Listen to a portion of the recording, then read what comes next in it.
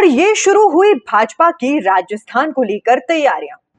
राजस्थान से मतलब है राजस्थान के आने वाले चुनाव। अब कर्नाटक हारने के बाद लाजमी है कि बिल्कुल छोटे से बड़े और बड़े से बिल्कुल छोटे स्तर पर काम किया जाए।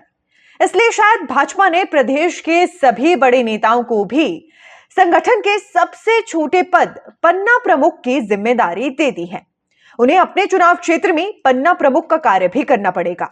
इन नेताओं में पूर्व मुख्यमंत्री वसुंधरा राजे, प्रदेशाध्यक्ष सीपी जोशी और नेता प्रतिपक्ष राजेंद्र राठौड़ सहित सभी बड़े नेता शामिल हैं। बड़े बड़े नाम यानी भाजपा ने शायद कर्नाटक की हार से तो कम से कम सबक ले ही लिया है। इनके नामों और बूथ क्षेत्रों की घोषणा 15 मई को हो गई है। इन सभी बड़े नेताओं को भी अपने मूल मतदान क्षेत्र में अपने वोटर लिस्ट के पन्ने पर अंकित 60 मतदाताओं से सीधा संपर्क करना होगा। संभवतः संपर्क का पहला चरण 20 मतदाताओं के साथ 30 मई तक शुरू करेंगे। पन्ना प्रमुख को संगठन की सबसे मजबूत कड़ी माना जाता है। शायद इसीलिए भाजपा के प्रदेश महामंत्री चंद्रशेखर स्वयं इसकी मॉनिटरिंग कर रही हैं। उन्होंने हाल ही में 28 अप्रैल को जयपुर ग्रामीण लोकसभा क्षेत्र में शाहपुरा विधानसभा क्षेत्र की कांठ ग्राम पंचायत में पन्ना प्रमुखों के साथ मीटिंग भी की है। वो जल्द ही प्रदेश की सभी 25 लोकसभा सीटों के चुनिंदा पन्ना प्रमुखों से मुलाकात करेंगे। करीब 6 महीने बाद होने वाले विधानसभा चुनावों से ठीक पहले प्रदेश में 10 से 12 स्थानों पर पन्ना प्रमुख सम्मेलन भी आयोजित किए जाएंगे, जिनमें राष्ट्रीय अध्यक्ष जेपी नड्डा सहित अन्य राष्ट्रीय नेता भी शामिल होंगे।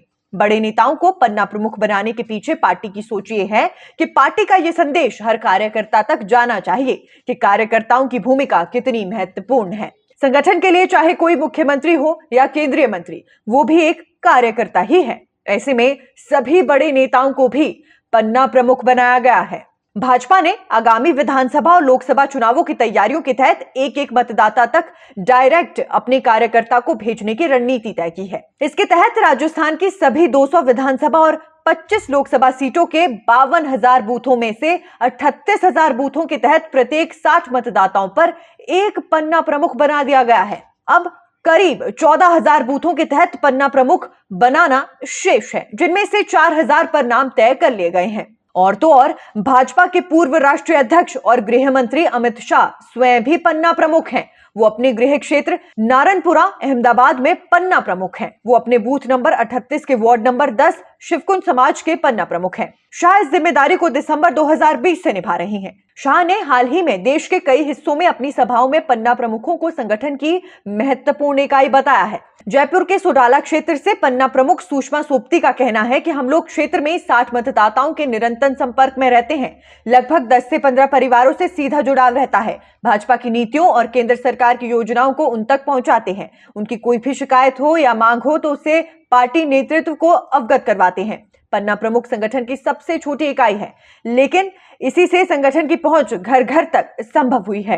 अब अगर इतनी सारी जानकारी के बाद आपके जहन में सवाल आया है कि आखिर ये पन्ना प्रमुख है क्या, तो आपको बता दूं कि पन्ने का अर्थ है कागज। एक पृष्ठ जैसे रजिस्टर, कॉपी, डायरी आदि में होता है। इस पन्ने पर एक तरफ 30 और दूसरी तरफ भी 30 मतदाताओं के नाम लिखे जाते हैं। इन नामों के आगे उनके मोबाइल नंबर और घर का पता लिखा होता है। ये नाम पते उन मतदाताओं के होते हैं जो किसी मतदान क्षेत्र में प्रत्येक बूथ से संबंधित होते हैं। एक पन्ना प्रमुख के ऊपर उसके पन्ने या फिर पेज पर लिखे 60 मतदाताओं से निरंतर संपर्क करते रहने की जिम्मेदारी होती है।